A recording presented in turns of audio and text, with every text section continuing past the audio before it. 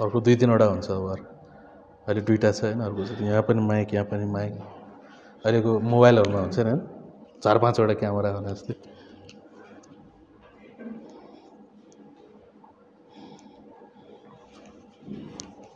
Okay अघि भनेको okay चिहानको सायद तपाईले बुझ्नु भएर पनि म दोहोऱ्याइदिन्छु ढकनी भनेको यो चिहान हो अब ठ्याक्कै यस्तो हुँदैन हो के चित्र त्यो पनि फेरि मैले बनाएको चित्र तपाईहरुलाई थाहा छैन कस्तो हुन्छ भनेर हैन एकचोटि मैले आफ्नै चित्र बनाएको थिएँ हैन ऐना हेरेर यति डरलाग्दो थियो कि अनि जस्तो यो चिहानको ढकनी यसरी उकालोमा हैन अलिकति उकालो जस्तो तेस्रो जस्तो ताइकिन यो लगाउनलाई चाहिँ सजिलो होस् तर निकाल्नलाई चाहिँ के हुन्छ गाह्रो हुन्छ अलिकति परिश्रम लाग्ने लगभग 2000 किलोको हैन यो किसिमको भन्न खोजेको के हामी कहिलेकाहीँ एकदम हटाइदिने त हो यहाँबाट सर्लक्क हाल्ने सर्लक्क ल्याउने त हो भने जस्तो सोचौँ नि हैन सजिलै सोचौँ त्यस्तो थिएन भन्न खोजेको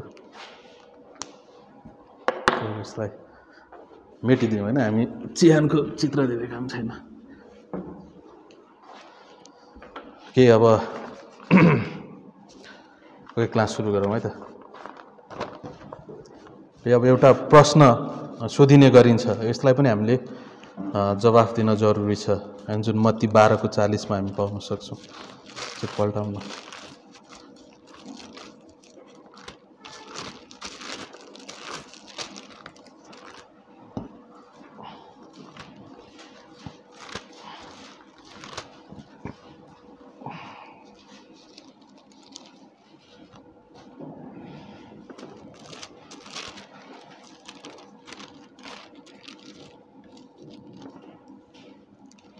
ओके मत्ती 12:40 पल्टाउनु भयो के यहाँ छ यस्तो लेखेको छ किनकि जसरी योना ठूलो माछाको पेटभित्र 3 दिन र 3 रात थिए उसरी नै मानिसका पुत्र पनि पृथ्वीको पेटभित्र 3 दिन र 3 रात हुने छन्। अब येशू ख्रीष्टले आफ्नो मृत्यु आफ्नो गडाई त्यसपछि पुनरुत्थानको विषयमा उहाँले बताउँदै हुनुहुन्छ हैन अनि उहाँले पुरानो करारको योनाको घटनालाई उल्लेख गर्दै अनि यो कुराहरु बताउनुहुन्छ त्यसको मतलब के हो योनाको घटना वास्तविक हो त्यो वास्तवमै योना माछाको पेटमा 3 दिन 3 रात परेका थिए यो वास्तविक हो र यहाँ छौ येशू ख्रीष्टले भन्नुभयो त्यही कुरालाई प्रयोग गर्दै जसरी योना माछाको पेटभित्र 3 दिन 3 रात रहे त्यसरी नै मानिसको पुत्र पनि माछाको पेटभित्र त होइन तर चिहानभित्र 3 दिन 3 रात रहनेछन् भनेपछि येशू ख्रीष्ट 3 दिन 3 रात अनि कतिपयले यही कुरालाई लेखेर यही कुरालाई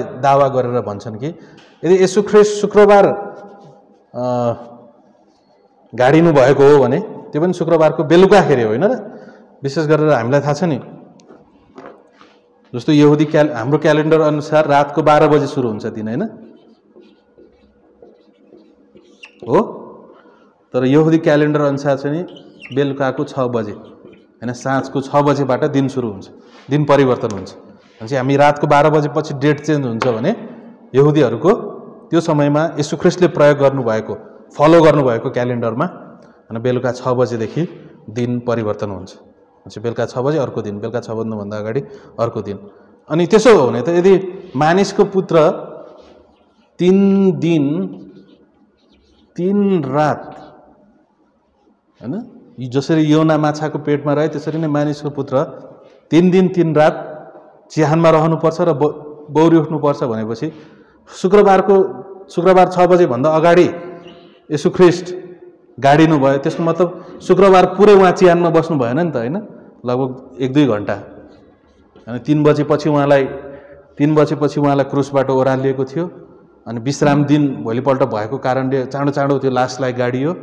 जसको मतलब लगभग उहाँलाई भनौं न 4 बजेतिर गाडियो होला हैन 4-5 बजेतिर ठ्याक्कै 6 बजे पनि भन्न सक्दैनौं हामी हैन लगभग 4-5 बजेतिर गाडियो भनेपछि शुक्रबार 1-2 घण्टा मात्र उहाँ चिहानमा बस्नु भयो अनि शनिबार 1 दिन मात्र उहाँ 24 घण्टा चिहानमा बस्नु भयो अनि आइतबार पनि बिहान उहाँ बौरी उठिहाल्नु भयो हैन लगभग आइतबार पनि उहाँ पुरै बस्नु भएन भनेपछि 6 बजेपछि दिन सुरु हुन्छ भनेपछि लगभग आइतबार पनि उहाँ 8-10 घण्टा मलाई लाग्छ हैन 7-8 घण्टा 7-8 घण्टा चिहानमा बस्नु भने खोइ त 3 दिन 3 रात भएन भन्छन् उनीहरु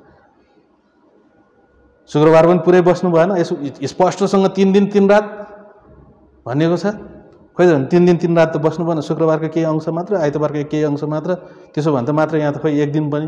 त्यसको मतलब के हो? 2 रात होइन र, 2 रात मात्रै देखियो होइन र, हिसाब गर्ने हो भने त।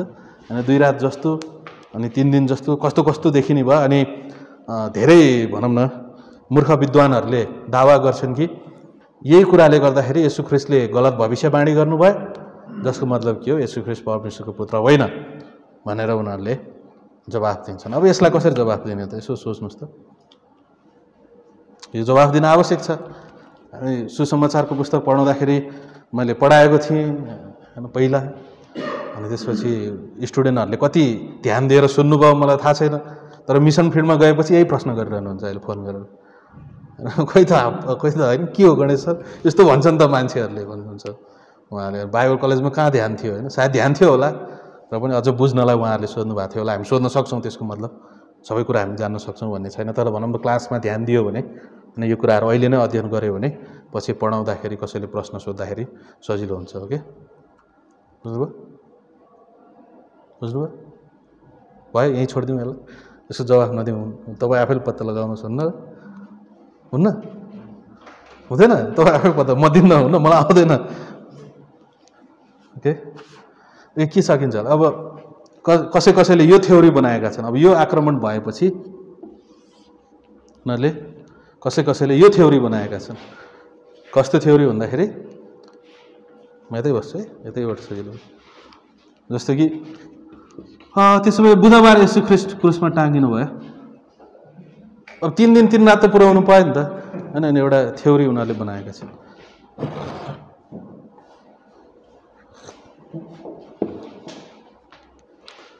अब 3 दिन 3 रात पुर्याउनको निम्ति अब येशू ख्रीष्ट हप्ताको पहिलो दिन आइतबार बौरी उठ्नु भयो भन्ने कुरा त स्पष्ट छ होइन। सोमबार बौरी उठ्नु भयो भन्न मिलेन, मङ्गलबार बौरी उठ्नु भयो भन्न मिलेन। त्यसको मतलब के हो?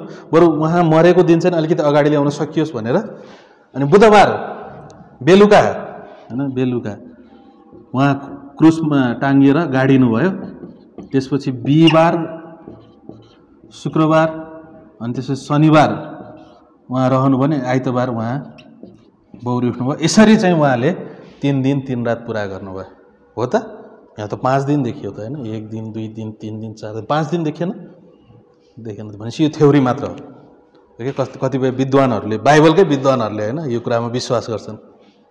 मैले कहाँबाट ल्याएँ यो कुरो मलाई थाहा छैन, तर येशू ख्रीष्ट शुक्रबार नै मर्नु भएको कुरा, शुक्रबार क्रुसमा टाँगिनु भएको कुरा, गाडिनु भएको कुरा बाइबलमा स्पष्ट छ, र आइतबार पुनरुत्थित हुनुभएको कुरामा स्पष्ट छ। अनि यसमा कुनै शङ्का छैन। त्यही भएर 3 दिन 3 रात। अनि फेरि अधिकांश ठाउँमा जस्तो मर्कुस 8 को 31, अनि यो पदहरूलाई याद गर्नुहोस्, हामी पढ्दैनौँ तर त्यहाँ छेउ छ। अनि मर्कुस 8 को 31 अनि मत्ती 16 को 21 मा, मत्ती 16 को 21 मा तेस्रो दिन अथवा 3 दिन, अनि त्यसको सही अनुवाद तेस्रो दिन हुन्छ। अनि तेस्रो दिन भनेर अनुवाद पनि गरिएको छ होइन। त्यही भएर हो 3 दिन 3 रात सँगै फेरि येशू ख्रीष्टले नै तेस्रो दिन। अनि जब पहिलो कोरिन्थी 15 अध्याय लेख्दाखेरि पावलले भन्छन् येशू ख्रीष्ट तेस्रो दिनमा बौरी उठ्नुभयो। कुन दिन? तेस्रो दिनमा उहाँ बौरी उठ्नु भयो। यतिसम्म कि यहुदीका शासकहरूले पनि यो कुरालाई बुझेको हामी पाउन सक्छौँ। जस्तो कि उनीहरूले पिलातस कहाँ गएर भन्छन्, त्यो छली कि के अरे त्यो ठग होइन, त्यो ठग भन्ने, त्यो ठगले आफैलाई तेस्रो दिनमा, त्यहाँ पनि तेस्रो दिन भन्ने शब्द छ होइन, मत्ती 27 को 63। अनि मत्ती 27 को 63 मा त्यो ठगले आफैलाई तेस्रो दिनमा बौरी उठाउँछु भनेर दाबी गरेको छ। त्यही भएर चिहानमा पहरेदारहरू राखिदिउँ। ओके, यो कुरालाई भनिएको छ। भनेपछि एउटै अर्थमा यो 3 दिन 3 रात र यो तेस्रो दिन 3 दिन, यो एउटै अर्थमा, त्यही भएर दुईटै शब्द बाइबलमा परिचालन गरेको हामी पाउन सक्छौँ। 3 दिन 3 रात, 3 दिन 3 रात मात्र होइन, र स्पष्टसँग हो 3 दिन 3 रात, गन्ती अनुसार 3 दिन 3 रात, शुक्रबार 1 दिन, शनिबार 1 दिन, आइतबार 1 दिन, र सँगै फेरि तेस्रो दिन। त्यही भएर बाइबलमा यो येशू ख्रीष्टले अनि बाइबलमा यो शब्दहरू चलाएको कारण के हो? तिमीहरूले पछि नचाहिने थ्योरी बनाउँछौ भने परमेश्वरलाई पहिल्यै थाहा छ पहिल्यै थाहा छ कि तिमीहरूले 3 दिन 3 रातलाई गलत व्याख्या गरेर येशू ख्रीष्टले गलत भन्नुभयो भनेर व्याख्या गर्छौ भनेर परमेश्वरलाई पहिल्यै थाहा थियो। त्यही भएर सुसमाचारको पुस्तक लेख्दाखेरि पवित्र आत्माले 3 दिन 3 रात पनि लेख्नु, तेस्रो दिन पनि लेख्नु है भनेर बारम्बार होइन यो कुराहरू उहाँले देखाउनु भयो, ताकि के होस् यी थ्योरी बनाउनेहरूलाई थ्योरीमै सीमित भएका हुन् भनेर। यो तेस्रो दिन। त्यसपछि पुरानो करारमा पनि यो स्पष्ट छ। ओके, भन्नु खोजेको मतलब के हो? शुक्रबार एक दिन होइन, कुनै पनि दिनको अंशलाई दिन भन्छौँ हामी, होइन र? कुनै पनि दिनको अंशलाई, त्यसको मतलब हो हिजो 12 बजेबाट सुरु भयो अनि अहिले 6 बजे, अहिले बिहान 9 बजे हामीले केही काम गर्यो भने शुक्रबारै गरेको हो कि होइन? तपाईँले शुक्रबार लागिसकेको 8 घन्टापछि तपाईँले बिहान 8 बजे काम गर्नुभयो भनेपछि त 8 घन्टा त पहिल्यै गइसकेको थियो। हामी त्यसरी हिसाब गर्छौँ र गर्दैनौँ भने हो शुक्रबारै मैले पढाएँ, यो क्लास मैले कहिले पढाएँ? शुक्रबार नै पढाएँ। शुक्रबार कति बजीदेखि? 9:30 बजेदेखि 11:30 बजेसम्म पढाएँ। कसैले शुक्रबार होइन भन्छ? होइन, तपाईँले शुक्रबारको पनि 8-9 घन्टा बितिसकेपछि पढाएको, त्यही भएर शुक्रबारको आधी पढाउनु भयो। त्यस्तो हिसाब किताब हुन्छ? हुँदैन नि। अनि यहुदीहरूले पनि कुनै पनि दिनको अंशलाई एउटा दिनको रूपमा लिँदथे। त्यही भएर 3 दिन 3 रात र सँगै तेस्रो दिन, अनि यो दुईटै शब्दलाई बाइबलमा प्रयोग गर्नुको कारण के हो? कुनै दिनको अंशलाई पनि पुरै दिनको रूपमा यहुदीहरूले गणना गर्थे, हामी गणना गर्थ्यौँ। अनि पुरानो करारमा पनि यही किसिमको गणनालाई प्रयोग गरेको हामी पाउन सक्छौँ। जस्तो कि पहिलो सामुएल 30 अध्यायको 12 र 13 मा तपाईँले यो सिद्धान्तलाई देख्न सक्नुहुन्छ। यसलाई टिप्न सक्नुहुन्छ, घरमा गएर पढ्न सक्नुहुन्छ होइन। पहिलो सामुएल 30 को 12 र 13, त्यसपछि उत्पत्ति 42 को 17 र 18 होइन। उत्पत्ति 42 को 17 र 18 यही कुनै दिनको अंशलाई एउटा पुरै दिनको रूपमा मानिएको र 3 दिनलाई यसरी नै गनिएको उदाहरणहरू हामी पुरानो करारमा पाउन सक्छौँ। भनेपछि अत्यन्तै स्पष्टसँग येशू ख्रीष्ट शुक्रबार एक दिन, ओके, त्यसपछि शनिबार एक दिन र आइतबार एक दिन, उहाँ 3 दिन 3 रात तेस्रो दिनमा यसरी बौरी उठ्नुभयो। ए बुझ्नुभयो मैले भन्न खोजेको?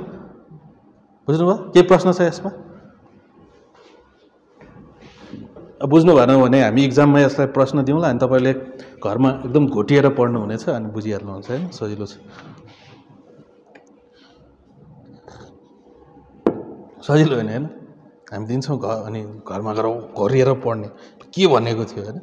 विशेष गरेर हामी बाइबल कलेजमा हुँदाखेरि, सुभाष सर हामी बाइबल कलेजमा हुँदाखेरि क्लासलाई दोहोऱ्याइ रेकर्ड गर्थ्यौँ अनि क्लासलाई दोहोऱ्याइ हेर्थ्यौँ अनि गएर लेख्थ्यौँ। यसरी सुभाष सरले पास्टर अतुलले लेखेको पुरै क्लास लेख्न लाग्नुभयो। पहिलो 1 मिनटमै 5 पेज भयो। पहिलो 1 मिनटमै पास्टर अतुलले 5 मिनट बोलिसक्नु भएको रहेछ। त्यसपछि उहाँले छोडिदिनु, त्यसपछि मैले पनि आँट गरिनँ होइन, अब गवाई भइसक्यो नि त। भनेपछि येशू ख्रीष्ट वास्तवमै 3 दिन 3 रात रहनु भएको थियो। यो कुरामा कुनै शङ्का गर्न जरुरी छैन, कुनै समस्या छैन यसमा। ओके, कुनै समस्या छैन, मजाले व्याख्या गर्न सकिन्छ र यो वास्तविक हो। कसैले पनि यो कुराले गलत प्रमाणित गर्न सक्दैन। यो स्पष्टसँग हामी यो देख्न सक्छौँ। भनेपछि यो प्रश्न आयो भने तपाईँले यसरी जवाफ दिन जरुरी छ। के सक्नुहुन्छ? अब सक्नुहुन्छ? यस्तो भनेको सक्छु भने, यस्तो भनेको सक्दिनँ भन्ने होइन। यो एक छटाकको जिब्रोले हो सक्छु भन्नुभन्दा भन्न सजिलो छैन नि, यो 2-3 धार्नेको टाउकोलाई हल्लाएर हो भन्दाखेरि यो 2 छटाक हो भने कति सजिलो हेर्नुहोस् त। मैले पुरै क्लासमा टाउको तलमाथि गरेँ भने थाक्छु होइन, तर जिब्रो जति बोले पनि थाक्दिनँ। हेर्नुहोस् त, के प्रश्न छ यसमा? छैन। त्यसो अर्को प्रश्नमा जाउँ। अब अर्को प्रश्नको पनि जवाफ दिन जरुरी छ। अब यो चाहिँ पुरै भनौँ न, यो प्रश्नको अध्ययन गर्दाखेरि हामी पुरै बाइबललाई अथवा विशेष गरेर पुरै सुसमाचारको पुस्तकलाई हामी विशेष गरेर पुनरुत्थानको सन्दर्भलाई लिएर हामी यो प्रश्नलाई अध्ययन गर्छौँ। तर सँगै फेरि पुरै सुसमाचारको पुस्तकलाई र पुरै बाइबललाई हामी भनौँ न हाम्रो मनमा लिएर यसलाई अध्ययन गर्नेछौँ। अब अर्को एउटा प्रश्नको जवाफ दिन आवश्यक छ, त्यो भनेको यो हो। हेर्नुहोस्, अत्यन्तै चाखलाग्दो छ।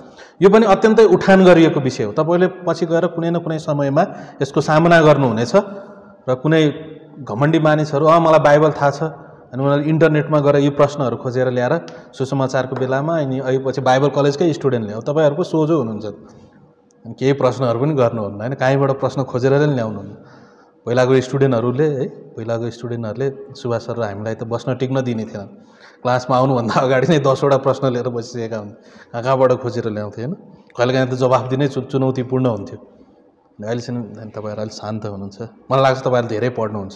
उहाँहरूले पढ्नुहुन्थेन, त्यही भएर प्रश्न खोजेर ल्याउनुहुन्थ्यो, तपाईँहरूले धेरै पढ्नुहुन्छ अनि केही प्रश्न नै छैन होइन, सबैको जवाब छ।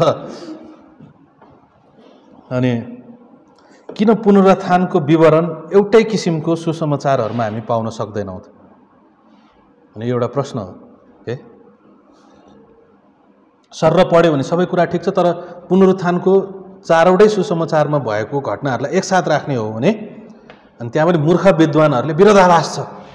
कसैले भन्छ मरियम एक्लै थिइन्, कसैले भन्छ स्त्रीहरू थिए, कसैले भन्छ मरियम साँझमा आइन्, कसैले भन्छ मरियम बिहान आइन्।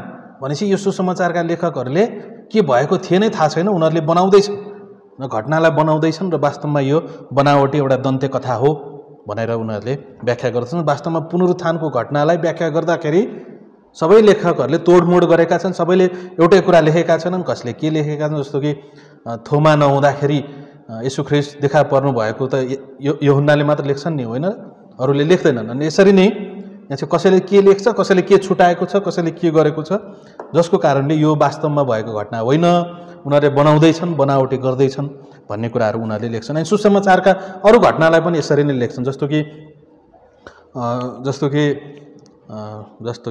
ओके येशू ख्रीष्टले भन्नुहुन्छ पत्रुस तिमीले इन्कार गर्नुभन्दा अगाडि नै 3 पटक इन्कार गरेपछि भाले बास्ने छ होइन। मत्ती, लुका, यूहन्नामा 3 पटक इन्कार गरेपछि भाले बास्छ, तर मर्कुसको खण्डमा पढ्नुहोस् 2 चोटि भाले बास्छ, दोस्रो पटक र तेस्रो पटक। किन त? कसैले भन्छ एउटा अन्धा निको भयो, कसैले भन्छ 2टा अन्धा थियो। किन त? यो त धेरै विरोधाभास छ भनेर उनीहरूले यो कुराहरू बनाउँदछन्, जसको कारणले उनीहरूले भन्छन् सुसमाचार त्रुटिपूर्ण छ। लेखकहरूले आफ्नो मनोगणन्ती कुरा बनावटी कसले के भन्छ, कसले के भन्छ, उनीहरू वास्तवमा कसैले एउटा अन्धा मात्र थियो भन्छ, कसैले 2टा अन्धा थियो भन्छ, कसैले 3 दिनपछि भन्छ, कसैले 6 दिनपछि भन्छ। पुनरुत्थानमा नि कहिले मरियम साँझमा हिँडिन् भनेको छ, कहिले मरियम बिहान हिँडिन् भनेको छ, कहिले के भनेको छ, कहिले के भनेको छ। यो यूहन्नामा भएको घटना लुकामा छैन, लुकामा भएको घटना यूहन्नामा छैन। खोइ यहाँ त यदि साँच्चै नै भएको हो भने त एउटै किसिमको हुनु पर्यो नि त होइन। यदि सबैले देखेकै हो भने एउटै किसिमको हुनु पर्यो नि त भनेर उनीहरूले यो आक्रमण गर्छन्, जसको कारणले सुसमाचारको पुस्तक बनावटी हो भनेर यी मूर्ख विद्वानहरूले त्यसरी व्याख्या गर्दछन्। अब यसलाई हामी कसरी जवाफ दिन सक्छौँ त? कसैलाई के भन्नु छ यसलाई म यसरी जवाफ दिन्छु भनेर? छैन भनेपछि म टिचरको काम त हो नि भन्ने, हामी त सुन्न आएको, हामीलाई थाहा भएको भए त यहाँ बस्थ्यौँ हामी होइन, आउने थिएनौँ नि यो क्लासमा।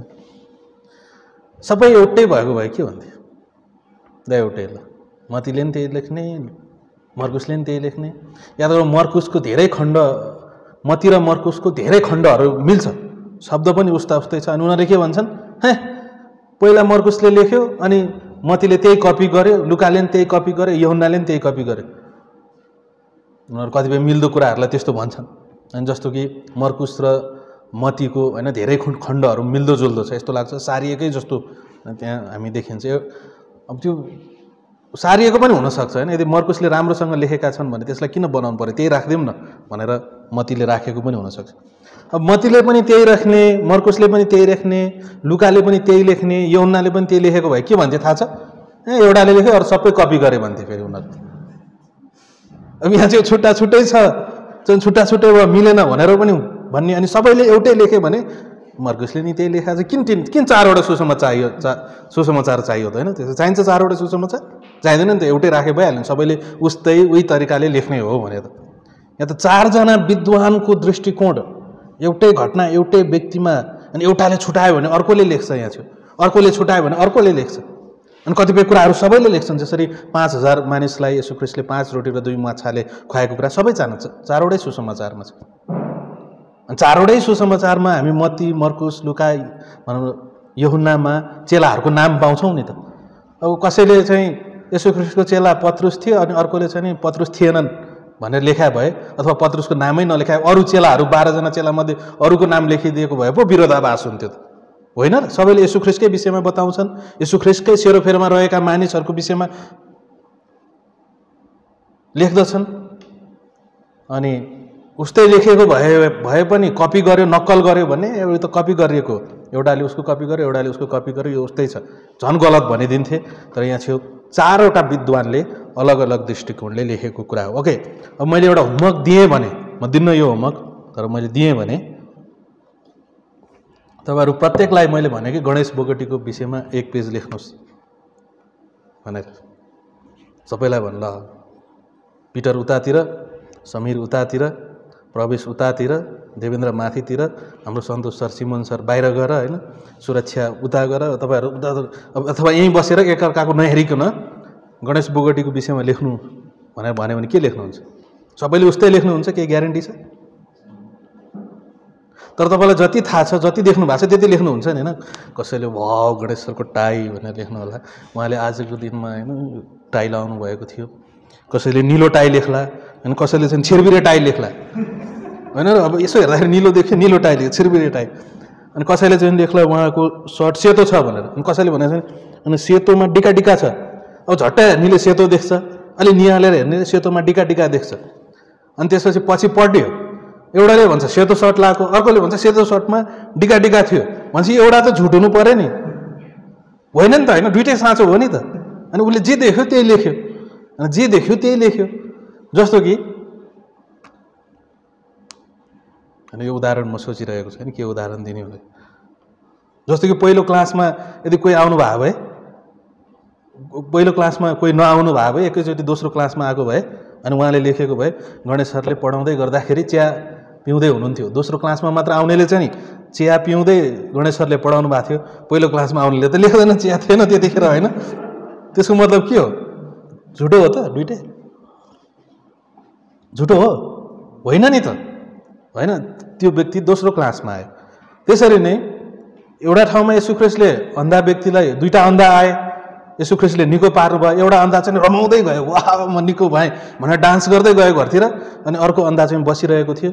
अनि चिया लिन गएको मान्छे आएपछि एउटा अन्धोलाई मात्र देख्यो, अनि उसले हो एउटा अन्धो भनेर लेखिदियो। त अनि के विरोधाभास भयो त?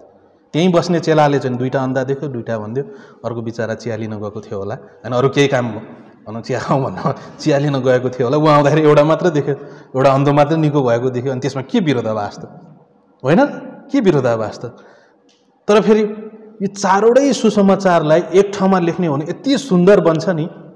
त्यसो भने येशू ख्रीष्टको विषयमा, येशू ख्रीष्टको पुनरुत्थानको विषयमा 4जनाले लेख्छन्, विश्वास गर न त। ल अरू डिटेलमा नजाउँ, पुनरुत्थान त येशू ख्रीष्ट बौरी उठ्नु भयो त सबैले भन्छन् नि त, होइन र? कसैले कुनै सुसमाचारको लेखकले पनि मागिरहेको छ, सबैले भन्छन् कि येशू ख्रीष्टको शारीरिक माता मरियम हो भनेर, सबैले भन्छन् कि येशू ख्रीष्टले 5 रोटी र 2 माछाले 5000लाई खुवाउनु भयो भनेर, सबैले भन्छन् येशू ख्रीष्ट मर्नु भयो, गाडिनु भयो। येशू ख्रीष्टको शिक्षाहरूको विषयमा छ नि त, त्यसो त साँचो पनि त हो त, होइन? अनि यहाँ चाहिँ अलग अलग, जस्तो कि मती चेला थिए, मती येशू ख्रीष्टको चेला थिए, उनले जे देखे त्यही लेखे, जे देखे त्यही लेखे, उनले बनाउने प्रयास गरेन, म अलिकति राम्रो लेख्छु भनेर बसेका होइनन् उनी। म चाहिँ एउटा यस्तो लेख लेख्छु, यस्तो कविता लेख्छु, यस्तो शब्दहरू राख्छु, त्यो शब्दहरू पछि पढेर वाउ भन्छन् भनेर। सेक्सपियरले लेखेको जस्तो, लक्ष्मीप्रसाद देवकोटा लेखेको जस्तो लेख लेख्न बस्या हो र मती? होइन नि त। उनले त पवित्र आत्माबाट निर्देशित भएर येशू ख्रीष्टलाई देख्ने साक्षीहरू मर्दै थिए, अनि त्यहाँ चाहिँ आउने युगले येशू ख्रीष्टको विषयमा जान्न आवश्यक थियो। आउने युगले येशू ख्रीष्टमा जुन मुक्ति, अनन्त जीवन छ र उहाँमा जुन अद्भुतता छ त्यो जान्न आवश्यक थियो भनेर उनले जे देखे त्यही लेखे, जे सुने त्यही लेखे। उनले राम्रो कविता, राम्रो इतिहासको लेख बनाउनु जे छ त्यो यस्तो यो येशू ख्रीष्टले यो भन्नुभएको थियो, यो पवित्र आत्माले पनि याद दिलाउनु भयो, अनि हामीले गएको कक्षाहरूमा पनि उनीहरूले कसरी यो कुराहरू याद गरिरहेका थिए भन्ने कुराहरू हामीले हेऱ्यौँ। त्यसपछि मर्कुसले लेख्छन्, मर्कुसको सुसमाचार जो पत्रुसका सुरुमा बर्नबास र पावलका, र त्यसपछि पछि पत्रुसका अनि फेरि पावलका सहयोगी भएको हामी पाउन सक्छौँ।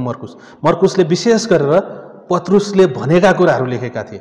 जे जति कुरा पनि पत्रुसको अगुवाईमा, पत्रुसले निर्देशन गरे अनुसार अथवा पत्रुसले भने अनुसार मर्कुसले लेखेका थिए। होइन, पत्रुस अनि अत्यन्त नजिकका साथी थिए।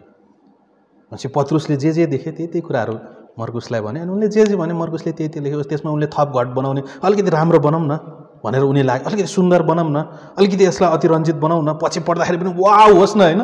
त्यो तरिकाले उनले लेखेनन्। जे छ त्यही, उनले जे देखे त्यही, जे सुने त्यही, जे वास्तविकता हो त्यही उनले त्यसो बनाउने प्रयास गरेनन्। त्यसपछि जब लुकाले लेख्छन् भने उनले खोज अनुसन्धान गर्छन् अनि उनले आँखाले देखेका साथीहरूसँग गएर इन्टरभ्यू लिन्छन्, मुखदर्शकहरू कहाँ, देख्ने व्यक्तिहरू कहाँ, जति सक्दो स्रोत साधन उपलब्ध गरेर होइन उनी लुकाले अत्यन्तै राम्रोसँग यो कुरालाई लेख्दछन्। लुकाले यसलाई बनाउने प्रयास गरिरहेका छैन। त्यसो भने त एउटा कोठामा बसी वाह येशू ख्रीष्टको विषयमा होइन, जसरी रामायण त्यो पुस्तक हो होइन, रामायण अतिरञ्जित पुस्तक हो, इतिहासमा राम केही पनि भनौँ त्यस्तो केही पनि छैन। अनि जुन सुरुमा लेखेको रामायणमा रामलाई ईश्वरको रूपमा भनेको पनि छैन, देवता भनेर भनिएको पनि छैन, पछिका लेखहरूमा बल्ल देवता भनेर उनीहरूले बताइदिए। भनेपछि त्यो धेरै बनावटी छ। तर सुसमाचारको पुस्तकमा लुकाले लेख्दाखेरि जे छ त्यही, उनले जोसँग उनले भेटे, जसले जे कुराहरू बताइदिए, जसले येशू ख्रीष्टलाई देखेका थिए, पावलको मातहतमा पावल अनि त्यसपछि अरू चेलाहरूको मातहतमा उनले सायद मरियमको इन्टरभ्यू लिएको हुनसक्छ, मरियम मग्दलिनीको इन्टरभ्यू, अरू जो उपलब्ध छन् होइन, ती मानिसहरूको उनले जे छ त्यही अनि यसलाई उनले बनाउने प्रयास गरे। ओहो मैले लेखेको चाहिँ मतीसँग मिल्ला कि नमिल्ला भनेर उनले सोचेनन् नि, सोचे ओहो मैले लेखेको मैले लेखेको मर्कुससँग मिल्ला कि नमिल्ला भनेर उनले लेखे। त्यसरी त्यो नियतले लेखेन, जे छ त्यो उनले जे थाहा पाए त्यही, जे छ त्यही उनले लेखे। अनि यूहन्नाले पनि अनि यूहन्नाले अलग तरिकाले अनि येशू ख्रीष्टको ईश्वरत्वलाई, येशू ख्रीष्ट परमेश्वर हुनुहुन्छ, याहवे हुनुहुन्छ, उहाँको वचनहरू बाटो सत्य र जीवन म हुँ, अनि यी कुराहरूलाई किन यूहन्नाले लेख्दछन्? कारण यूहन्ना येशू ख्रीष्टले प्रेम गरिएको चेला। त्यसको मतलब यो होइन कि फेरि येशू ख्रीष्टले यूहन्नालाई मात्र प्रेम गर्नुहुन्थ्यो भनेर। यो सिद्धान्त थाहा छ तपाईँलाई? येशू ख्रीष्टको प्रेम गर्ने त्यसको मतलब अरूलाई घृणा गर्नुहुन्थ्यो त येशू ख्रीष्टले? अरूलाई कम प्रेम गर्नुहुन्थ्यो त होइन? येशू ख्रीष्टले सबैलाई समान प्रेम गर्नुहुन्छ। तर कतिले हामी कति लिन्छौँ कि, हामी कति लिन्छौँ क्या, त्यो चाहिँ नि फेरि फरक पर्छ। येशू ख्रीष्टले यूहन्नाको प्रेमलाई, यूहन्नाले बढी प्रेम येशू ख्रीष्टलाई गर्थे अनि त्यो बढी प्रेमलाई येशू ख्रीष्टले स्वीकार गर्नुहुन्थ्यो। बुझ्नुभयो नि? हामी कति लिन सक्छौँ त क्या? हामी चाहिँ भनौँ न कति लिन सक्छौँ येशू ख्रीष्टबाट? सबैले त्यही नापमा लिन्छन् भन्ने छैन। अनि यूहन्ना चाहिँ त्यो व्यक्ति थिए जो येशू ख्रीष्टको छातीमा सुतेको, उनले भन्छन् त्यही चेलाले लेख्दैछन्। उनी क्रुसको सबै दृश्यहरू देख्ने चेला थिए अनि उनले लेखेको कुरा, अनि उनले पनि बनाउने प्रयास गरेनन्। अनि ला मैले लेखेको कुरा मतीले लेखेकोसँग मिल्छ कि मिल्दैन? होइन, उनले जुन तरिकाले पवित्र आत्माले चलाउनु भयो र जुन नियतले र जुन लक्ष्यले जुन तरिकाले उनले लेखे उनले, अनि यसमा कुनै विरोधाभास छैन। अनि पुनरुत्थानको घटना पनि त्यस्तै हो। जब हामी सबैलाई ल्याउँछौँ भने जसले जे देख्यो त्यही हो, त्यहाँ चाहिँ कसैले बताउन खोजेको छैन। कसैले भन्छ मरियम साँझमा होइन बिहान भनौँ अँध्यारो हुँदैखेरि उनी चिहानतिर लागिन्। उनी घरबाट निस्किँदाखेरि अँध्यारो थियो, तर जब उनी चिहानसम्म पुगिन् त्यतिखेर उज्यालो भयो। के भयो त? भएन र? अनि एउटाले भन्छ उनी साँझ हुँदाखेरि अँध्यारो हुँदाखेरि पुगिन्, अर्कोले भन्छ सूर्य उदाउँदाखेरि पुगिन्। त के भयो त? उनी घरबाट निस्किँदाखेरि भएन र? घरबाट निस्किँदाखेरि उनको अँध्यारो थियो, त्यहाँ पुग्दाखेरि उज्यालो। अनि त्यो कुन चाहिँ ठुलो कुरा हो? त्यो भनौँ जति पनि यो विरोधाभासहरू छन् देखिएको जस्तो, यिनीहरूलाई बसेर राम्रोसँग केलाउने हो भने झन् सुन्दर, अनि 4वटा पुस्तकलाई एक ठाउँमा ल्याउने हो भने र यसको सन्देशलाई बुझ्ने हो भने वाव अनि हामी अद्भुत किसिमको हामी पाउन सक्छौँ। अनि जसरी तपाईँहरूले मेरो विषयमा लेख्नुभयो भने हजुर तपाईँहरूले जे देख्नु भएको छ त्यही मेरो श्रीमतीले लेखेको अलिक लामो होला होइन, बढी थाहा छ। तपाईँहरूले सायद कतिले गणेश सर रिसाएको कहिले नदेख्नु भएको होला होइन। सुरक्षाले लेख्दाखेरि त दिनमा 5 चोटि रिसाउनुहुन्छ भनेर लेख्नुहुन्छ होइन। सुभाष सरले मेरो विषयमा लेख्नुभयो भने अझ गहिरो होला, किन हामी नजिक छौँ अनि एकअर्काको सबै कुराहरू थाहा छ होइन। सुभाष सर उहाँले लेख्नुभयो भने कस्तो होला मेरो विषयमा, मैले उहाँको विषयमा अनि उहाँले मेरो विषयमा लेख्नुभयो भने कस्तो होला?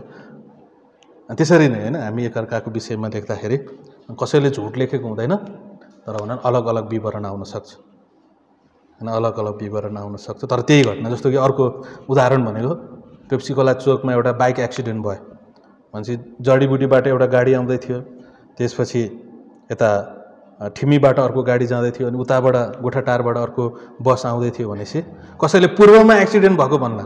अब उताबाट आउनेको निम्ति उत्तर पऱ्यो, यताबाट आउनेको निम्ति पश्चिम पऱ्यो, यताबाट आउनेको निम्ति दक्षिण पऱ्यो। अनि लेख्दाखेरि एउटाले पूर्व पश्चिम दक्षिण लेख्ने भयो त। त्यसो भए उता मदरल्यान्डबाट आउँदै गरेको व्यक्तिले त पूर्वतिर घटना भएको भन्ने देख्छ त। त्यसको मतलब एउटाले पूर्वतिरबाट लेख्छ, एउटाले पश्चिमबाट लेख्छ, एउटाले उत्तरबाट लेख्छ, एउटाले दक्षिणबाट लेख्छ। यो घट्नै होइन भन्न मिल्छ? मिल्दैन नि त। उताबाट आउँदै थियो, उताबाट आउँदै थियो, अनि कसैको निम्ति यो उत्तर, कसैको निम्ति यो पूर्व, कसैको निम्ति दक्षिण। तर जे भए तापनि लेख्ने व्यक्ति कता थियो, उसले कसरी हेऱ्यो, कसरी देख्यो, के देख्यो, अनि त्यसपछि कुनै बनाउने प्रयास गरेको हामी। अनि जब यो घटनाहरूले लेख्छौँ भने त हामी थाहा पाउँछौँ वास्तवमै सुसमाचारका लेखकहरू इमान्दारपूर्वक जे देखे त्यही लेखेको हामी पाउन सक्छौँ। ओके, भनेपछि कुनै विरोधाभास छैन, ओके। एकजना अपोलोजिस्ट प्रख्यात अपोलोजिस्ट हुनुहुन्थ्यो, अनि उहाँको रेडियो कार्यक्रममा एउटा मुस्लिम स्त्रीले फोन गर्नुभयो उहाँलाई। अनि त्यो स्त्रीले भने, तपाईँ येशू ख्रीष्ट पुनरुत्थान भएको भन्नुहुन्छ, तर सुसमाचारको पुस्तकमा जब 4वटा सुसमाचारको पुस्तकमा हामी हेर्छौँ भने पुनरुत्थानको घटनाको व्याख्या गर्दाखेरि एक अर्कामा विरोधाभास भएको हामी पाउँछौँ। त्यसलाई तपाईँ के भन्नुहुन्छ? अनि एपोलोजिस्टले भने, एउटा विरोधाभास मलाई देखाइदिनुहोस्। अनि होइन त्यो छ, मलाई कसैले भनेको थियो। होइन देखाउनुहोस्, भन्नुहोस् यदि छ भने। विरोधाभास छ भनेर मात्र भएर देखाउनु पऱ्यो नि त, कहाँ छ हो? अनि त्यो स्त्रीले देखाउन सक्नु भएन भनेपछि तपाईँ कुनै व्यक्तिले भनेको झुटो कुरामा विश्वास गरेर मलाई प्रश्न गर्दै हुनुहुन्छ। वास्तवमा येशू ख्रीष्टको पुनरुत्थान वास्तविक भएको हो, कसैले यसलाई बनाउने प्रयास गरेन। अनि एउटा दिनुहोस् न त। अनि त्यो कसैले दियो भने पनि हामी त्यसलाई जब राम्रोसँग अध्ययन गर्छौँ भने वास्तवमा त्यसले विरोधाभास होइन, तर वास्तवमा त्यसले वास्तविकताको व्याख्या गर्छ। अनि यो कुराहरूलाई हामीले जान्न जरुरी छ। अब अरू कुराहरू तपाईँले अझ अगाडि अध्ययन गर्दै जानुहुनेछ। अनि अर्को एउटा महत्त्वपूर्ण प्रश्न छ, अनि यो प्रश्न तपाईँको अन्तिम इक्जाममा पनि आउनेछ, त्यही भएर सुनिराख्नुहोस्, ओके, ध्यान दिइराख्नुहोस्। यसपछि हामी हाम्रो क्लासलाई अन्त गर्छौँ र त्यसपछि देवेन्द्र सरले केही कुराहरू तपाईँलाई दिनुहुनेछ, म पनि अलिकति व्याख्या गरिदिन्छु त्यो कुरालाई। ओके, अब एउटा अर्को महत्त्वपूर्ण छ जुन फाइनल इक्जाममा यो प्रश्न आउँछ र यो तपाईँहरूले जान्न पनि जरुरी छ र कतिपयलाई थाहा पनि होला। होइन, जस्तो कसैले भन्छन् सबै धर्म एउटै हुन्, होइन, सुसमाचारमा हामी भेट्छौँ सबै धर्म एउटै हुन्, सब बाटो अलग अलग हो तर पुग्ने ठाउँ एउटै हो। अनि हामी भन्छौँ होइन, येशू ख्रीष्ट मात्रै बाटो, सत्य र जीवन हुनुहुन्छ, येशू ख्रीष्टले मात्रै स्वर्ग लान सक्नुहुन्छ, येशू ख्रीष्टले मात्रै मुक्ति दिन सक्नुहुन्छ, होइन र? हामी त्यही भन्छौँ, होइन र? कि होइन? के अरू पनि बाटो छ भन्छौँ हामी? भन्दैनौँ नि त, येशू ख्रीष्ट मात्रै बाटो। अनि उनीहरूले सोच्छन् त्यसो भए किन येशू ख्रीष्ट मात्रै त? के छ तिम्रो येशू ख्रीष्टमा? किन येशू ख्रीष्ट मात्रै त? किन येशू ख्रीष्ट मात्रै भनेर उनीहरूले प्रश्न गर्छन्। अनि किन येशू मात्रै स्वर्गको बाटो हुनुहुन्छ त भन्ने कुराहरू क्रिस्चियनहरूले भन्छन् अनि हामी भन्छौँ भनेर उनीहरूले प्रश्न गर्छन्। अनि त्यस्तोलाई हामीले कसरी जवाफ दिन सक्छौँ त? यो मैले तपाईँलाई सोध्नु जरुरी छैन, होइन? तपाईँले भन्नुहुन्न भने मलाई थाहा छँदै छैन। अहिलेको दुईवटा प्रश्नको त जवाफ दिनु भएन, यो त मै भन्नुपर्छ। ओके, अनुग्रहमाथि अनुग्रह।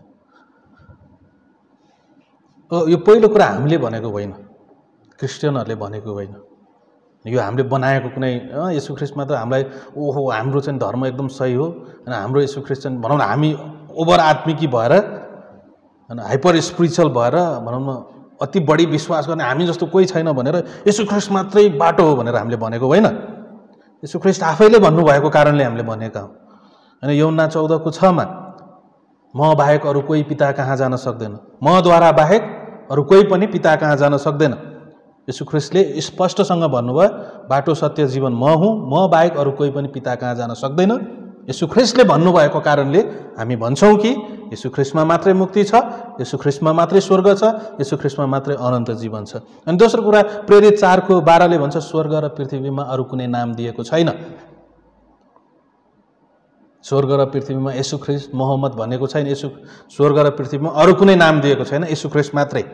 बाइबलले पनि यो कुराहरू घोषणा गर्दछ। येशू ख्रीष्ट स्वयंले यो कुरा भन्नुहुन्छ र बाइबलले पनि भन्दछ कि येशू ख्रीष्ट मात्रै बाटो सत्य जीवन हुनुहुन्छ, येशू ख्रीष्टमा मात्रै मुक्ति छ, येशू ख्रीष्टमा मात्रै स्वर्ग अनन्त जीवन प्रतिज्ञा छ, अरू कसैमा छैन। त्यही भएर पहिलो तिमोथी 2:5 एउटै मात्र मध्यस्थता मानिस येशू हुनुहुन्छ, पुत्र येशू ख्रीष्ट हुनुहुन्छ भनेर पावलले लेख्दैछन्। एउटै मध्यस्थता, त्यहाँ चाहिँ दुईटा मध्यस्थता छैन भनेपछि येशू ख्रीष्ट आफैले भन्नुभएको कारणले र बाइबलले नै येशू ख्रीष्ट मात्रै, येशू ख्रीष्टमा मात्रै मुक्ति छ भनेको कारणले हामी विश्वासीहरू, हामी क्रिस्चियनहरूले यो भन्दछौँ कि येशू ख्रीष्टमा मुक्ति छ, येशू ख्रीष्टमा जीवन छ र येशू ख्रीष्टमा मात्रै, अनि येशू ख्रीष्टमा मात्रै अनि एकजनाले मलाई भन्नुभएको थियो कि कसरी थाहा पाऊँ त्यसो भए तिम्रो येशू ख्रीष्टले मात्र मुक्ति दिने अनि हाम्रो पनि त आफ्नै धर्म छ हाम्रो पनि त आफ्नै प्रणाली छ हाम्रो पनि आफ्नै विश्वास छ सबै बाटो एउटै हुन् बाबु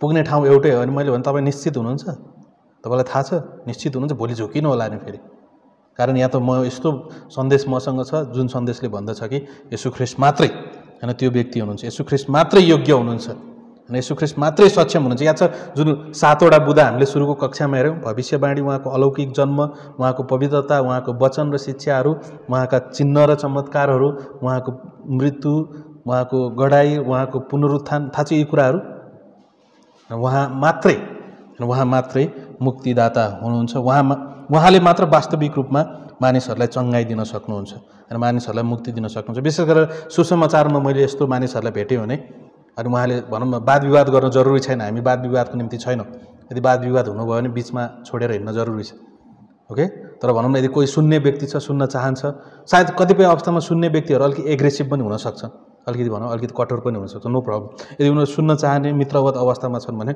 म यसरी भन्छु जुन 7वटा कुराहरू मैले हामीले यो क्लासमा अध्ययन गऱ्यौँ त्यही कुराहरूलाई भन्छु जस्तो कि येशू ख्रीष्टमा भविष्यवाणीहरू पुरा भयो उहाँको विषयमा हजारौँ वर्ष पहिला लेखिएको थियो उहाँले कहिले कुनै पाप गर्नु भएन उहाँको जन्म अलौकिक थियो कन्याद्वारा उहाँ जन्मिनु भयो भविष्यवाणी गरे अनुसार उहाँले जे गर्नुभयो जे बोल्नुभयो अनि उहाँले मृत्युलाई पनि जित्नुभयो हेर्नुहोस् त यो 5-6वटा कुराहरू मैले तपाईँको बिचमा भनेँ अनि मैले इतिहासमा अरू कुनै व्यक्ति पाइनँ अरू कुनै धर्मगुरुमा पाइनँ अरू कुनै धर्मको संस्थापकमा मैले यो कुराहरू पाइनँ जसको कारणले मेरो शिर येशू ख्रीष्टको सामुन्ने मात्रै घुँडा टेक्यो यदि अर्को कुनै व्यक्ति हुनुहुन्छ भने मलाई बताइदिनुहोस् अनि येशू ख्रीष्ट जस्तो अरू कुनै व्यक्तिहरू छ भने मलाई बताइदिनुहोस् अनि हामी पाउन सक्दैनौँ अनि वास्तवमा इतिहासमा स्थापित होइन अरू कुनै व्यक्ति हामी पाउन सक्दैनौँ अनि यी इत्यादि कारणले हामी यसरी यो कुरालाई हामी व्याख्या गर्न सक्छौँ हुन्छ केही प्रश्न छ त अहिलेसम्म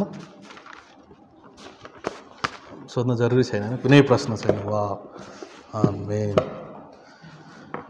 ओके देवेन्द्र सरले केही प्रश्नहरू दिनुहुनेछ कतिवटा छ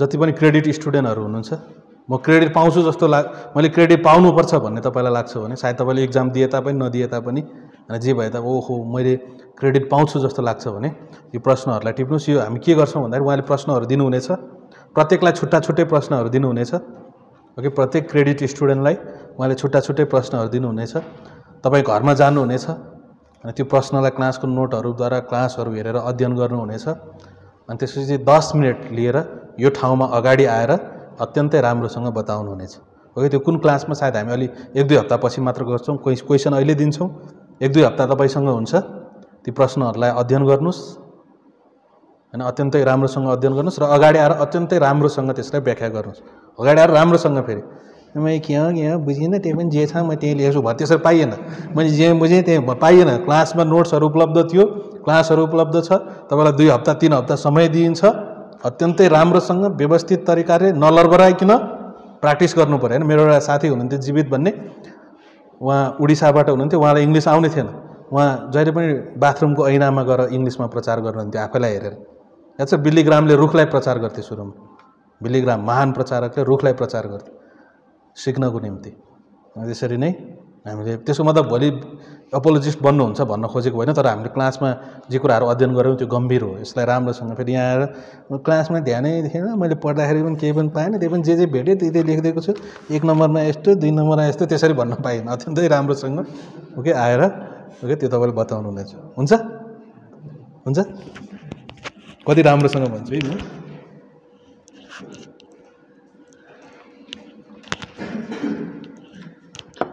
सकियो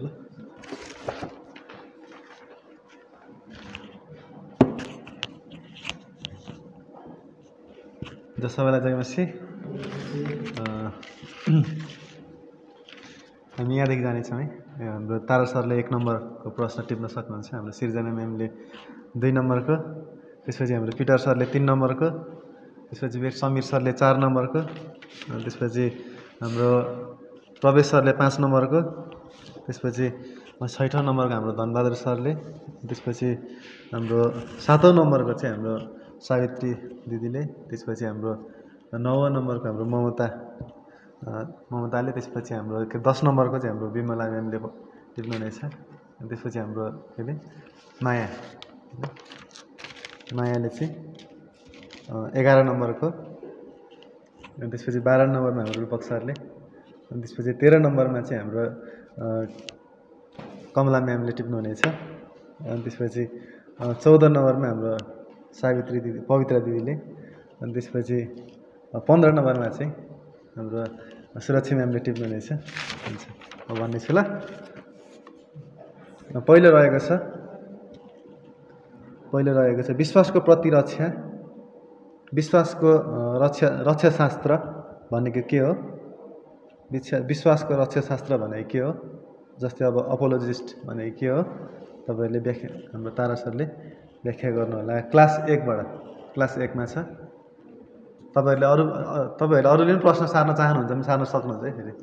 फेरि उहाँको लागि मात्रै होइन, सबैले सार्न सक्नुहुन्छ है। कारण यो पनि फाइनल एक्जाममा पनि प्रश्न आउँछ। यही फाइनल एक्जाममा पनि लिखितको लागि पनि यही प्रश्न आउँछ। तपाईँहरूले टिप्न सक्नुहुन्छ होइन, घरमा तयारी गर्न सक्नुहुन्छ। धेरै समय छ नि त है। त्यसपछि विश्वासको रक्षाशास्त्र भनेको के हो? व्याख्या गर्नुहोस्। अनि त्यसपछि दोस्रो नम्बरको प्रश्न भनेको परमेश्वर हुनुहुन्छ भन्ने विषयको लागि अरूलाई तपाईँले के प्रमाणहरू दिनुहुन्छ? दोस्रो नम्बरको सिर्जना म्यामको लागि परमेश्वर हुनुहुन्छ भन्ने विषयको लागि अरूलाई तपाईँले के प्रमाणहरू दिनुहुन्छ? हामीले यो पनि तपाईँहरूले 1 र 2 नम्बरको क्लासबाट तपाईँहरूले लेख्न सक्नुहुन्छ, तयार गर्न सक्नुहुन्छ 1 र 2 नम्बरको कक्षाबाट। अनि त्यसपछि तेस्रो नम्बरमा पिटर सरलाई, तेस्रो नम्बरमा वैज्ञानिक तथ्यहरूको कारण कसरी बाइबल परमेश्वरको प्रेरणा प्राप्त वचन हो? वैज्ञानिक तथ्यहरूको कारण कसरी बाइबल परमेश्वरको प्रेरणा प्राप्त वचन हो? व्याख्या गर्नुहोस्। वैज्ञानिक तथ्यको कारणले कसरी बाइबल परमेश्वरको प्रेरणा प्राप्त वचन हो? व्याख्या गर्नुहोस्। बाइबलको पदहरू प्रयोग गर्दै वैज्ञानिक कारणहरू दिनुहोस्। बाइबलको पदहरू प्रयोग गर्दै वैज्ञानिक कारणहरू दिनुहोस्। यो चाहिँ तपाईँले पास्टर कालको किताबबाट, यो फाउन्डेसनको जुन किताब छ जगहरू भन्ने किताबबाट चाहिँ पाठ 1बाट तपाईँहरूले पिटर सरले तयारी गर्न सक्नुहुन्छ। त्यहाँ पनि अत्यन्त राम्रोसँग पढाइएको छ। हाम्रो कक्षामा पनि हामीले हेरेका थियौँ। त्यसपछि 4थो नम्बरको प्रश्न हाम्रो समीर सरको निम्ति। 4थो नम्बरको प्रश्न भनेको चाहिँ बाइबलको अद्भुत एकताको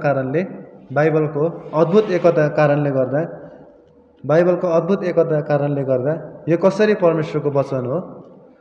बाइबलको अद्भुत एकताको कारणले गर्दा यो कसरी परमेश्वरको वचन हो भन्ने कुरालाई व्याख्या गर्नुहोस् र केही पदहरू सहित व्याख्या गर्नुहोस्। बाइबलको पदहरू पनि दिन सक्नुहुन्छ। यो पनि पास्टर कालको किताब पाठ 1बाट नै छ। यो पनि पाठ 1बाट नै छ। तपाईँले यसलाई पनि लेख्न सक्नुहुन्छ। त्यसपछि 5औं नम्बरको प्रश्न हाम्रो प्रवेश सरको निम्ति। अनि त्यसपछि चिकित्सकीय तथ्यहरूको कारणले पनि बाइबल परमेश्वरको प्रेरणा प्राप्त वचन हो भनी, चिकित्सकीय तथ्यहरूको कारणले पनि बाइबल परमेश्वरको प्रेरणा प्राप्त वचन हो भनी पदहरू सहित व्याख्या गर्नुहोस्। यो पनि तपाईँले पास्टर कालको किताबबाट पाठ 1बाट नै तपाईँहरूले पाउन सक्नुहुन्छ। चिकित्सकीय तथ्यहरूको कारणले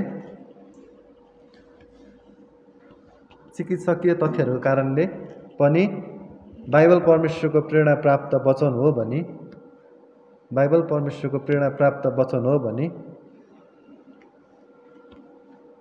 पदहरू सहित व्याख्या गर्नुहोस्। यो पनि पास्टर कालको किताबबाट पाठ 1बाट तपाईँहरूले लेख्न सक्नुहुन्छ र तयारी गर्न सक्नुहुन्छ। त्यसपछि 6औं नम्बरको प्रश्न भनेको हाम्रो धनबहादुर सरको निम्ति पुरा भएको भविष्यवाणीको कारणले पनि, तपाईँहरू टिप्नु भएन भने केही छैन, यहाँनिर छ, तपाईँहरूले अहिले फेरि सार्न सक्नुहुन्छ है। पुरा भएको भविष्यवाणीको कारणले पनि कसरी बाइबल परमेश्वरको प्रेरणा प्राप्त वचन हो? पुरा भएको भविष्यवाणीको कारणले पनि कसरी बाइबल परमेश्वरको प्रेरणा प्राप्त वचन हो भनी पदहरूसहित व्याख्या गर्नुहोस्।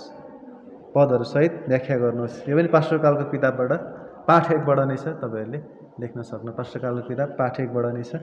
हजुरले लिनु भएको छैन किताब लिनु भएको छैन होइन? त्योबाट नै तपाईँले गर्न सक्नुहुन्छ। त्यसपछि सावित्री दिदीको निम्ति यो चाहिँ साधारणतया सोधिने प्रश्नहरू, विश्वासीहरूलाई, क्रिस्चियनहरूलाई सोधिने प्रश्नहरू हुन्। अनि पहिलो सावित्री दिदीको निम्ति लेख्न सक्नुहुन्छ। के यसुले आफू परमेश्वर भएको कुरा दाबी गर्नुभयो? के यसुले आफू परमेश्वर भएको कुरा दाबी गर्नुभयो?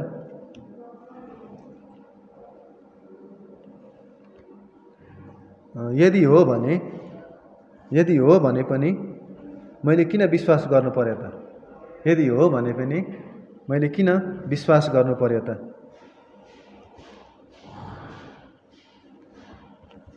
भयो। अनि त्यसपछि हाम्रो ममताको निम्ति हजुर 9 नम्बर। अनि त्यसपछि यस्तो छ प्रश्न चाहिँ, यसो मृत्युबाट बौरी उठ्नु भयो भन्ने कुरा हामीले कसरी थाहा पाउन सक्छौँ? यसो मृत्युबाट बौरी उठ्नु भयो भन्ने कुरा हामी कसरी थाहा गर्न सक्छौँ? यसो मृत्युबाट बौरी उठ्नु भयो भन्ने कुरा हामी कसरी थाहा गर्न सक्छौँ, थाहा पाउन सक्छौँ? अनि त्यसपछि 10औं प्रश्न भनेको हाम्रो बिमला म्यामको निम्ति, किन यसो मात्र परमेश्वरको बाटो हुनुहुन्छ त? किन यसो मात्र परमेश्वर कहाँ पुग्ने बाटो हुनुहुन्छ त? किन यसो मात्र परमेश्वर कहाँ पुग्ने बाटो हुनुहुन्छ? भयो। अनि त्यसपछि 10औं नम्बरको प्रश्न,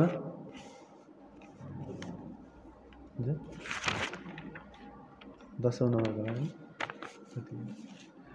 नम्बरको प्रश्न चाहिँ यस प्रकारको छ। हाम्रो मायाको निम्ति टिप्न सक्नुहुन्छ।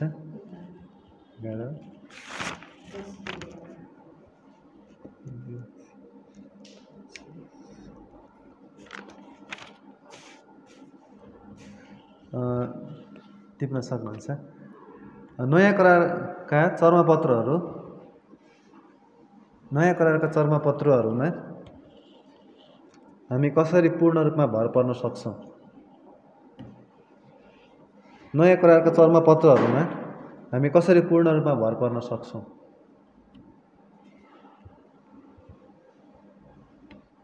नयाँ करारका चर्मपत्रहरूमा हामी कसरी पूर्ण रूपमा भर पर्न सक्छौँ भनेर चाहिँ यो चाहिँ क्लास 3 र 4, त्यसपछि 5 र 6 मा पनि हेर्न सक्नुहुन्छ। त्यहाँनिर हामीले नयाँ करार कसरी हामीले प्राप्त गऱ्यौँ त भन्ने विषयमा हामीले हेरेका थियौँ। अनि त्यसपछि हाम्रो रूपक सरको निम्ति टिप्न सक्नुहुन्छ 12 नम्बरको प्रश्न। अनि त्यसपछि 12 नम्बरको प्रश्न, त्यसपछि पुरानो करारका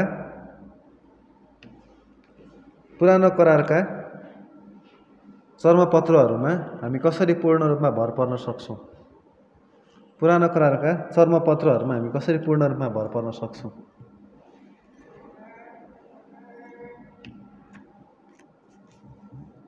भयो। अनि यो क्लास 7 र 8 नम्बरको क्लासमा छ। 7 र 8 नम्बरको क्लासमा छ, हजुरले लेख्न सक्नुहुन्छ। अनि त्यसपछि अर्को प्रश्न 13 नम्बरको प्रश्न हाम्रो कमला म्यामको निम्ति, यसो एक ऐतिहासिक व्यक्ति हुनुहुन्छ, यसो एक ऐतिहासिक व्यक्ति हुनुहुन्छ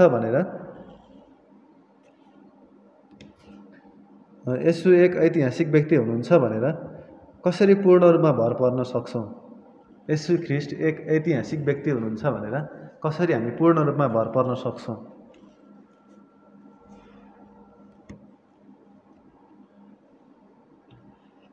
यसु ख्रीष्ट एक ऐतिहासिक व्यक्ति हुनुहुन्छ भनेर कसरी हामी पूर्ण रूपमा भर पर्न सक्छौँ भनेर चाहिँ यो चाहिँ क्लास 9 नम्बरमा छ। क्लास 9 मा छ, तपाईँले लेख्न सक्नुहुन्छ। त्यसपछि 14 नम्बरको प्रश्न,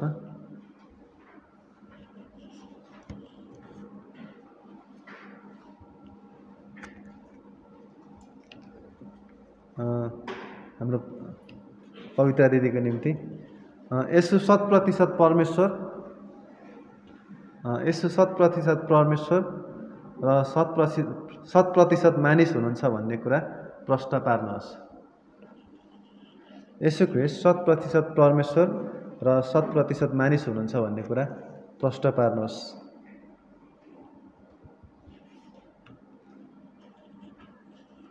अनि त्यसपछि अर्को नम्बरको प्रश्न, 15 नम्बरको प्रश्न, 14 नम्बरको अर्को प्रश्न हाम्रो सुरक्षा म्यामको निम्ति। यसुले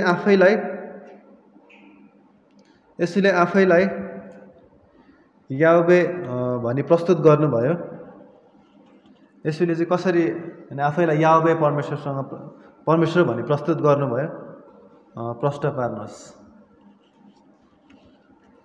यसुले चाहिँ कसरी आफैलाई याहवे परमेश्वर भनी प्रस्तुत गर्नुभयो प्रश्न पार्नुहोस्। यो चाहिँ क्लास 10 मा छ, क्लास 10 मा छ, देख्न सक्नुहुन्छ। आमेन।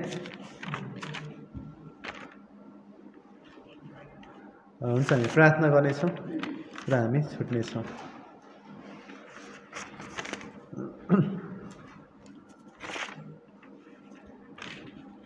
आउनुहोस् हामी प्रार्थना गरौँ है। प्रभु, हामी तपाईँलाई धन्यवाद दिन्छौँ, हामी प्रत्येकलाई आशिष दिनुभएको होस्, अनुग्रह गर्नुभएको होस्, हामीलाई यो पढ्नलाई, बुझ्नलाई प्रभु र प्रस्तुत गर्नलाई प्रभु तपाईँले सहायता गर्नुभएको होस् भनी माग्छु आशिष दिँदैछु प्रभुको नाउँमा। आमेन।